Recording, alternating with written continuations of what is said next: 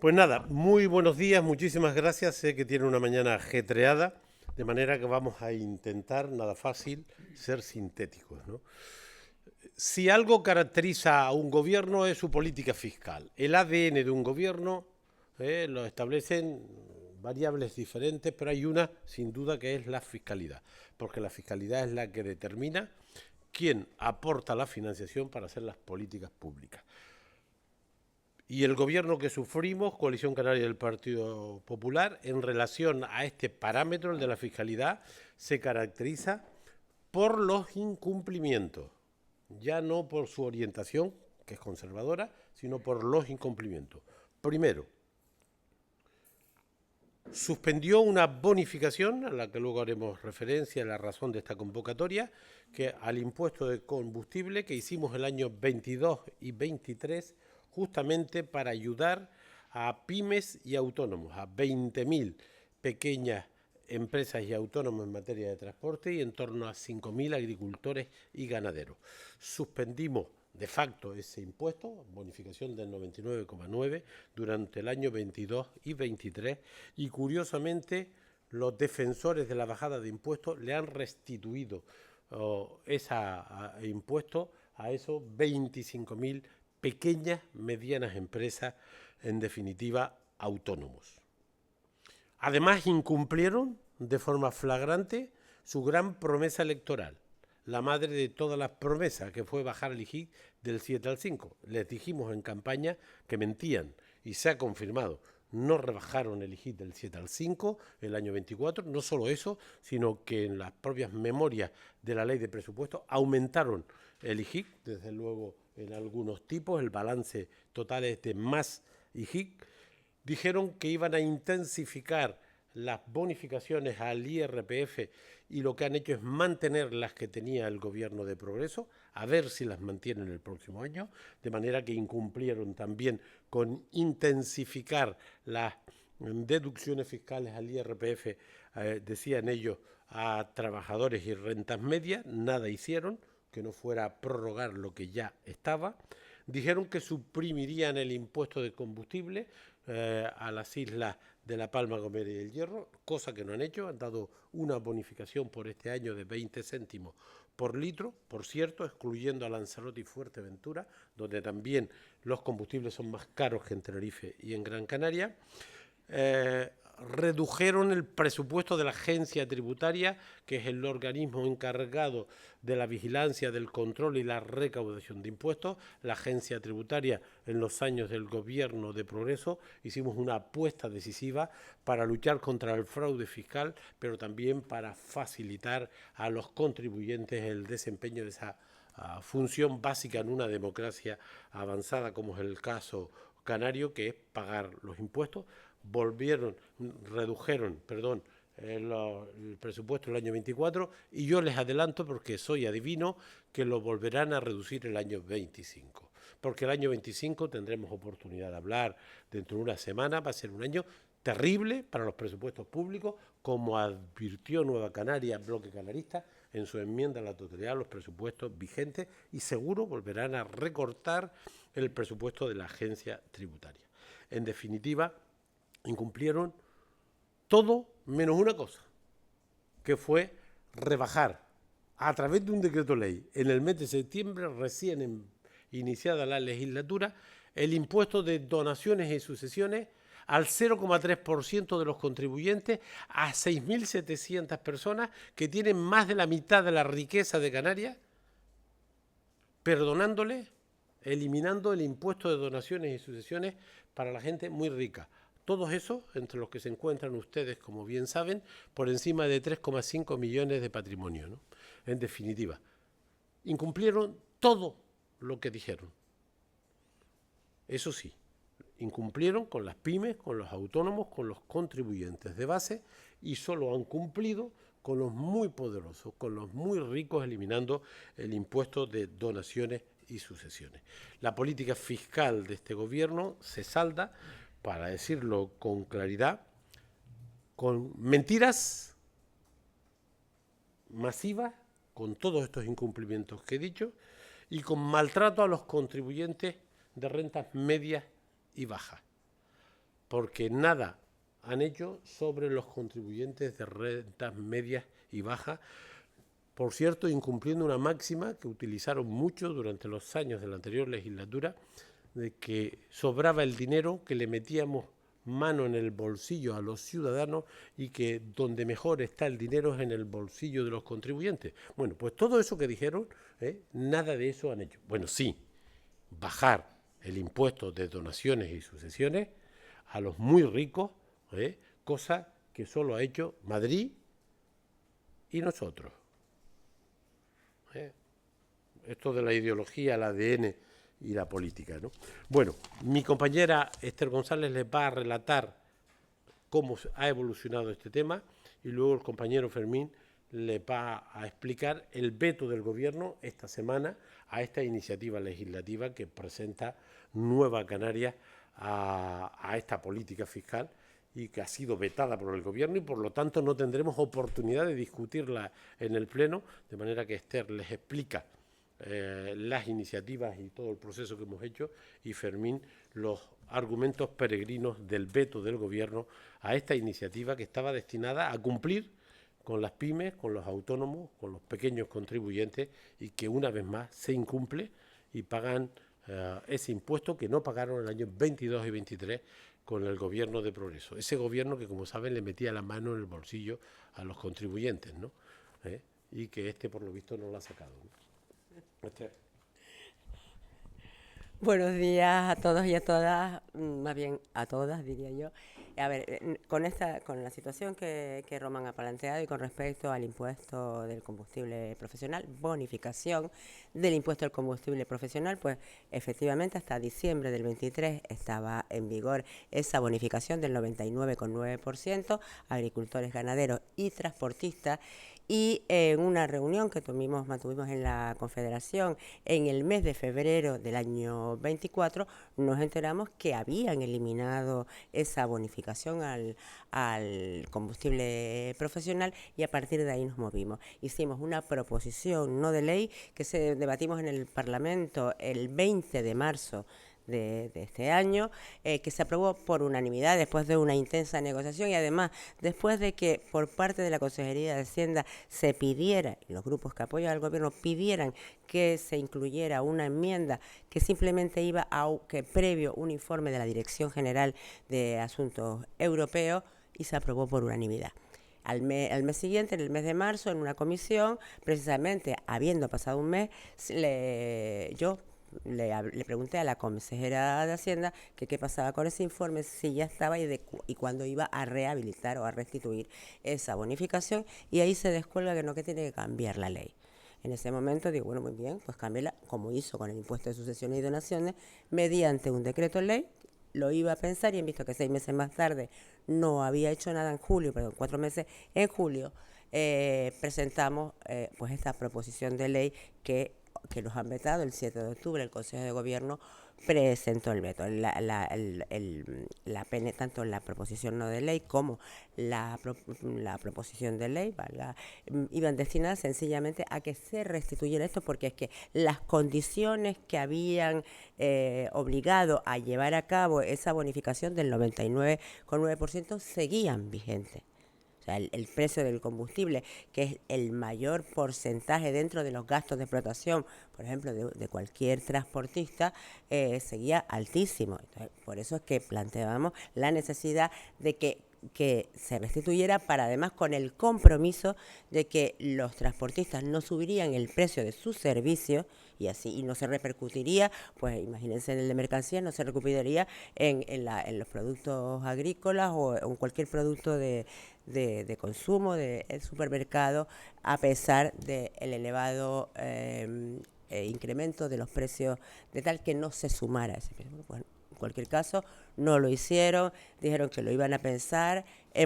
Presentamos, como no presentaban ellos esa modificación, la presentamos nosotros, y bueno, y el 7 de octubre nos las han vetado, que es lo que Fermín va a explicar ahora, las causas ridículas de ese veto. Bueno, la proposición de ley en la tramitación parlamentaria solo puede ser vetada por el Gobierno por motivos presupuestarios, no por motivos de oportunidad política o por desacuerdo, ¿no? Solamente pueden, según el reglamento del Parlamento de Canarias, pueden vetarla al Gobierno si entiende que hay razones de carácter presupuestario que cuestionan la sostenibilidad de los presupuestos vigentes o de los futuros, en este caso de los del año 2024, ¿no?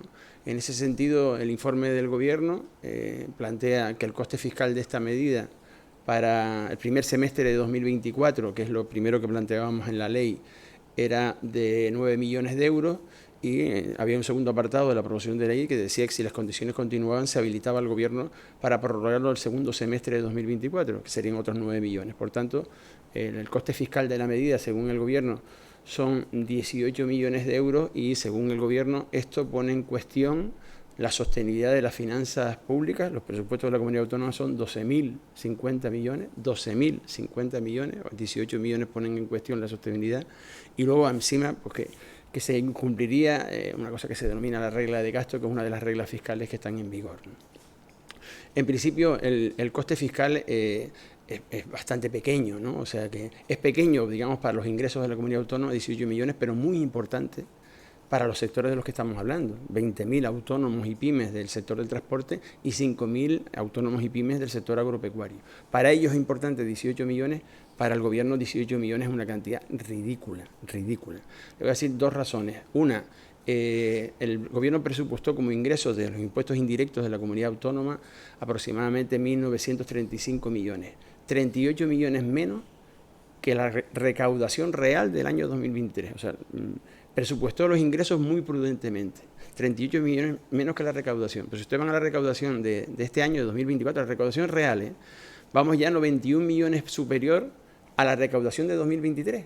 Con lo cual, la lógica dice que como mínimo se recaudarán en 2024 200 millones más de ingresos que lo presupuestado inicialmente. Miren, entonces si tienen marco para enjugar 18 millones con esos 30 millones más, perdón, 200 millones más de ingresos que van a tener en la comunidad autónoma, igual que tuvimos nosotros en 2023, bueno, igual que hubo en 2023, se presupuestó una cantidad, porque la presupuestación en presupuesto se suele hacer de forma prudente los ingresos, y se recaudó 225 millones más en 2023. Eso es lo que pasará en 2024. Hay 224 millones de ingresos tributarios que pueden enjugar perfectamente los 18 millones de coste fiscal. Pero les digo más, el presupuesto de gasto de la comunidad autónoma va por 12.050 millones. Se presupuestaron 11.301, vamos por 800 millones más. Les puedo asegurar que van a sobrar no menos de 800 o 1.000 millones de euros. En 2023 al gobierno le sobró, no ejecutó 1.089 millones de euros. O sea, ¿ustedes creen que se puede argumentar que el coste fiscal es tan alto, 18 millones, cuando les va a sobrar 1.800 o 1.000 millones de euros? Es evidente que hay una decisión política que es contraria, como decía Román, a la propia política presupuestaria de las derechas, que era bajar los impuestos, y nosotros, la verdad que es difícil de explicar por qué lo hacen, ¿no? O sea, no sé si es por la obcecación de que con una medida del gobierno anterior pues hay que quitarla, pero desde luego le tendrán que explicar al sector del transporte y al sector de agropecuario esta medida, y los consejeros de transporte y los consejeros de agricultura y el consejero y vicepresidente de economía y vicepresidente del gobierno, que es del PP, le tendrá que explicar a estas empresas el sentido de esta medida, ¿no? ¿Por qué se prometen bajar impuestos y luego se suben? Porque, repito, es insostenible decir que esta comunidad autónoma, con 12.050 millones de gastos, no pueden jugar 18 millones de un coste fiscal, repito, que va a trasladarse a pymes y que además tiene un carácter claramente antiinflacionario. Es decir, se traslada esta reducción, digamos, del impuesto, se traslada claramente a los costes de transporte y a los costes de la actividad del sector agropecuario, ¿no? Por tanto, nada más.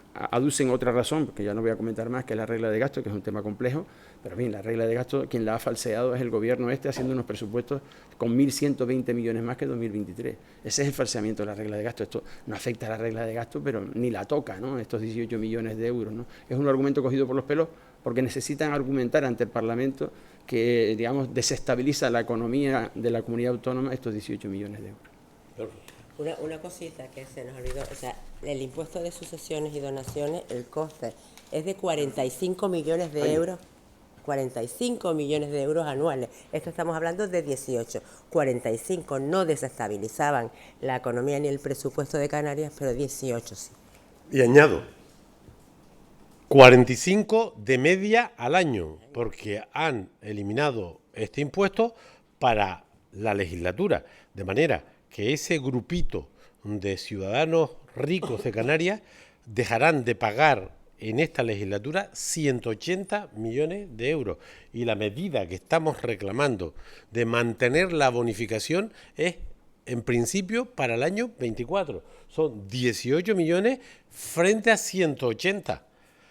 ¿Cuál es la diferencia? De que los 18 millones afectan a 20.000 pymes y autónomos. Por cierto, crearon una dirección general de autónomos que solo sirve para enchufar gente.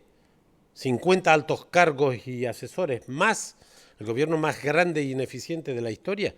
Pero luego la política es esta: machacar, maltratar a las pymes y a los autónomos y tratar muy bien a los muy ricos. Ese 0,3% de contribuyentes, 6.700 personas que tienen más de la mitad del PIB del archipiélago, se les perdona el impuesto de donaciones y sucesiones durante la legislatura.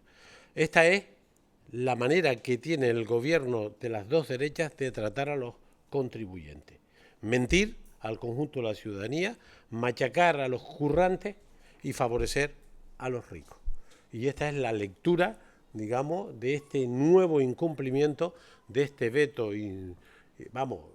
insostenible que el gobierno decidió esta semana, ¿no? El 7 de octubre, perdón. Bueno, pues tienen ustedes la palabra. ¿Hay alguna explicación a esa contradicción de aprobar una PNL? Total, imagínense, nosotros hacemos una visita a la Confederación Canaria de Empresarios en el mes de febrero. Y en la discusión con el pleno de la Confederación surgió que habían eliminado esta bonificación. No lo sabíamos. No se nos pasó por la cabeza que un gobierno que se llena la boca en bajar impuestos le suba los impuestos a 25.000 pymes y autónomos. Y nos enteramos porque nos lo dijeron los empresarios, nos pusimos a ello. Se elaboró una PNL, se discutió con todos los grupos, se aceptó una pequeña enmienda, se aprobó por unanimidad y se le instaba al gobierno a producir de nuevo la bonificación en el año 24. Esther le volvió a preguntar a la consejera de Hacienda. No respondió y lo que hicimos fue presentar nosotros, como el gobierno no cumplía con el Parlamento, nosotros presentamos una iniciativa legislativa para cumplir la PNL aprobada por unanimidad. Y es esta PNL la que ahora vetan. La contradicción es absoluta. Los partidos que sustentan al gobierno le pidieron al gobierno que restituyera la bonificación y es su gobierno el que les veta con argumento peregrino. ¿Cómo se explica esto? Pues difícilmente. Decía Fermín que la derecha se llena la boca con las rebajas fiscales, y nosotros no pensamos, cuando nos lo contaban, que estos fueran a eliminar esta bonificación, pero se nos olvidó que la derecha le baja los impuestos a los poderosos. Eso sí que lo hacen siempre, ¿no? Esto siempre lo hacen y se ha vuelto a poner en evidencia. 180 millones se le perdonan a 6.700 contribuyentes y eso no compromete la regla de gasto, eso no compromete los presupuestos autonómicos. Lo que compromete los presupuestos autonómicos por un año 24, son 18,5 millones para 25.000 pymes y autónomos. Esta es la foto que las retrata en un elemento central en la política, que es la política fiscal de los gobiernos, ¿no? Por lo tanto, una nueva mentira, un nuevo maltrato a los más débiles, a los autónomos y a las pymes, ¿no? ¿Y saben ustedes cómo va el tema de la bonificación a Lanzarote y Fuerteventura? Porque también se iba a estudiar o Sí. estaba Bueno, ellos prometieron eliminar ese impuesto a las islas llamadas verdes.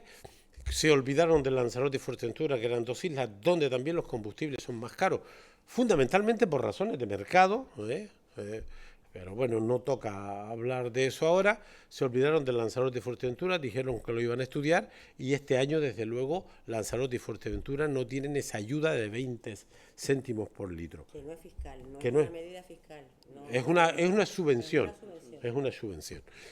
Parece ser que han prometido que el año que viene lo van a hacer, ¿eh? También les digo que el año que viene, y tendremos mucho tiempo para hablar de ello, vamos a tener un presupuesto muy comprometido, muy difícil. 1.121 millones este año sobre el presupuesto anterior, incumpliendo flagrantemente la regla de gasto, unos presupuestos imprudentes, temerarios como los calificamos, y el próximo año, según ellos, 300 millones más. Si el año vigente, con 1.121, recortaron en educación, en servicios sociales, en vivienda, en el Instituto de Igualdad, en agricultura, en cultura, ni les cuento el presupuesto que se viene encima. Van a tener ustedes un entretenimiento importante este último trimestre con la ley de presupuesto que va a aportar en recursos adicionales menos de un tercio de lo que aportó la ley vigente. Los recortes y los ajustes, como dijimos aquí a ustedes en nuestra enmienda a la totalidad, estarán a la orden del día. Eso sí, la culpa, ¿saben de quién va a ser, no? De Sánchez. La culpa será de Sánchez, no será de la imprudencia, de la irresponsabilidad, de las contradicciones, del macrogobierno que han hecho, de los cargos inútiles que tienen. Eso no será el problema. El problema será, como siempre, de otros. Pero tendremos tiempo para hablar de ello. ¿Más cosas? No, no me lo creo.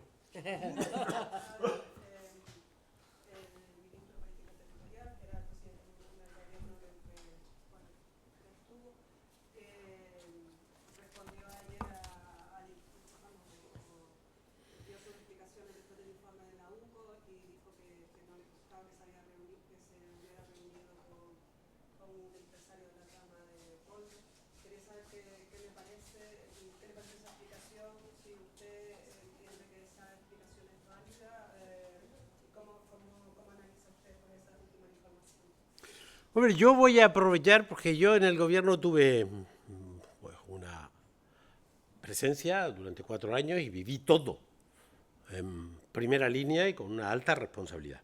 Primero tengo que volver a recordar algo que se olvida. Hicimos la mejor gestión frente a la pandemia de todas las comunidades autónomas de España.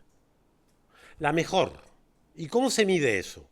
Se mide en morbilidad, en enfermos, en ocupación de UCI. Y se mide en menos muertes que la media española, bueno, menos del 50% de la mortalidad que se produjo en el conjunto del Estado español y 1/4 de la mortalidad que se produjo en Madrid.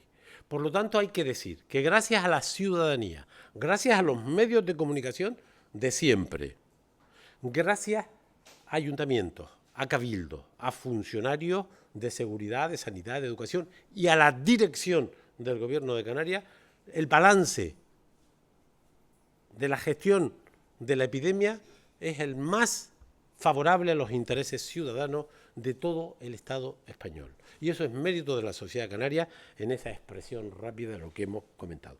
En ese contexto vivimos un momento terrible en el mundo entero y creo que lo que estamos viviendo ahora puede ser la expresión de la mala práctica de algunos personajes que lo tienen que pagar si se demuestra lo que se dice.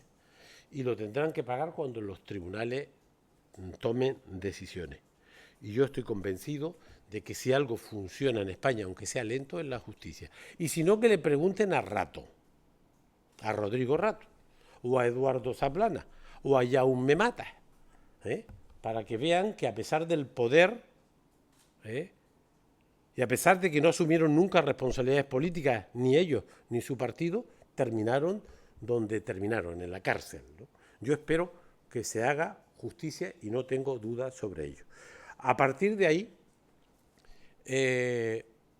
yo vi en diferido la rueda de prensa, porque no tuve tiempo por la mañana, y yo creo que Ángel Víctor explicó bien las cosas, ¿no? A mí me parece muy creíble lo que dice Ángel Víctor Torres y me parece que lo explicó bien. Y yo diría que si se vio con este personaje, que yo no lo sé, me parecería lógico en aquel contexto. Digamos que yo me pongo en su piel y yo hubiera recibido a cualquiera que me pidiera verme en un momento donde estábamos demandando respuestas ante las muertes, ante la desprotección de nuestros sanitarios. El asunto es que había otros cauces y a mí nadie me dijo, oye, Román, tengo una empresa que vende mascarillas, que vende EPI o que vende test diagnóstico para que sepas que conozco a alguien que hace. Si alguien me lo llega a decir, si cualquiera de ustedes en aquel contexto se dirige a mí y dice, mira, tengo un conocido que se ocupa de estas cosas, te hubiera dado las gracias y te hubiera puesto en contacto con el departamento responsable.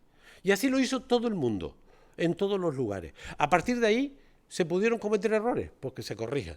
Hubo gente que se aprovechó con las reglas en la mano, que vendió a precios terribles, como se ha visto, que por cierto, algunos de esos los van a coger ahora porque la avaricia rompe el saco, porque hicieron contratos abusivos, pero con las reglas en la mano, y ahora Hacienda los ha vigilado y ahora resulta que estaban evadiendo impuestos y los van a trincar como aquel, ¿cómo se llamaba el mafioso norteamericano? Al Capone, ¿no? Por la bebida, sí, lo cogen por la fiscalidad, ¿no? Y luego están los bandidos, que son los que robaron, los que compraron voluntades.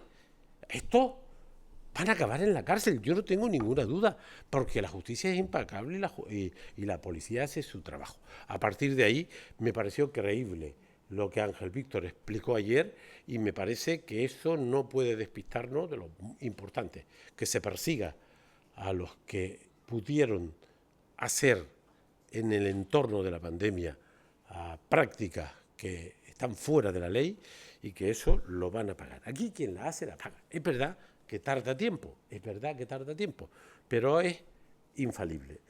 Y no creo que vayan a estar entre los que la paguen Ángel Víctor Torres.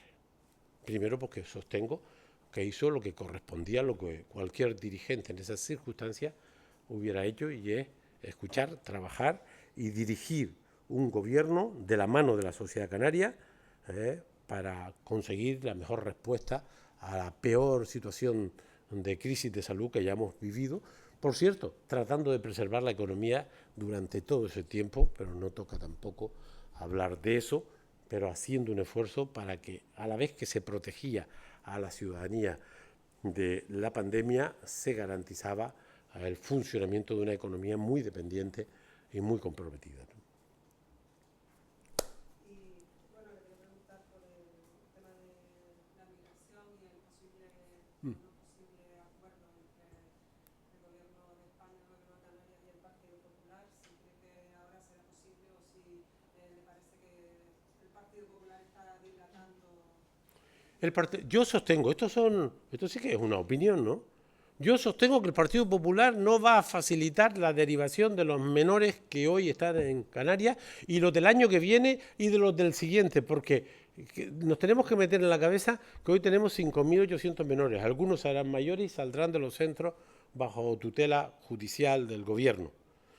Pero el año que viene vendrán más, y el año siguiente más, y el siguiente más, porque tenemos un problema estructural en el mundo y en el continente al que pertenecemos, que es África. De manera que yo sostengo que el PP no va a facilitar la derivación de los menores al resto del Estado, por dos razones. Primero, porque quien manda en el PP está en contra, que se llama Ayuso. Y en segundo lugar, porque esto creen ellos que es útil para su política electoral. Y pongo tres ejemplos. No suscribieron el proyecto de ley que pactó el gobierno de Canarias con el gobierno de España, lo pactaron los dos gobiernos con el aval del pacto que hicimos aquí en Canarias, y el día de la presentación en el registro estaba PSOE, Sumar y Coalición. Ahí no estaba el PP. Ya se les vio el plumero. Ya se sabía que si no suscribe la solicitud del proyecto de ley, a la hora de votar, algunos pensaron que se podían abstener. De haberse abstenido el PP en la toma en consideración del proyecto, se hubiera empezado el trámite, pero votaron en contra. Primer incumplimiento flagrante, votar en contra de la tramitación de una ley que había pactado un gobierno en el que ellos están, de una manera alevosa e interesada. En segundo lugar, se levantaron de la mesa hace 2 semanas, sin ninguna justificación. Y en tercer lugar, hay otro ejemplo que les retrata, promovieron un pleno monográfico sobre las migraciones, hablaron 3 minutos de 20 del asunto migratorio para exigirle a los demás que suscribieran su política, que es la política de Meloni. La política del PP en relación a las migraciones es la de la derecha dura europea, y dedicó 3 minutos a eso, y los 17 minutos restantes se lo dedicaron a ETA, Que no existe ya. que no existe hace 13 o 14 años. De manera que yo no me creo que el Partido Popular vaya a facilitar un acuerdo. Y si el Partido Popular no facilita un acuerdo, no habrá cambio de ley. Y las leyes no las cambian los gobiernos, las cambian los parlamentos. De manera que creo que aunque Clavijo maree la perdiz, aunque Clavijo mire para otro lado y trate de culpar a von der Leyen, a Sánchez, al dinero, a no se sabe qué, vaya a rendir pleitesía a Marruecos, a ponerse de rodillas ante el rey de Marruecos a costa de los derechos del pueblo saharaui, sin decir una palabra sobre las prospecciones petroleras, sin decir una palabra sobre las maniobras militares, sin decir una palabra sobre la ocupación de las aguas canarias por parte de Marruecos, al menos su pretensión. A pesar de todo eso, el Partido Popular, yo sostengo que no va a mover ficha. Yo no me veo al Partido Popular cambiando la ley de extranjería para que cada año o cada 2 años miles de chicos y chicas que van a seguir llegando al continente se repartan por el Estado español en función del peso demográfico de cada comunidad, mientras mande quien mande, que es Ayuso. No tengo dudas de que no vamos a ver ese cambio. Y si me equivoco, nos veremos y diré, me alegro de haberme equivocado. Resulta que el Partido Popular es un partido responsable, sensato y respeta los derechos humanos, pero dudo que eso vaya a ser así. Pues muchísimas gracias por la presencia y ahora tienen 2 ruedas de prensa más.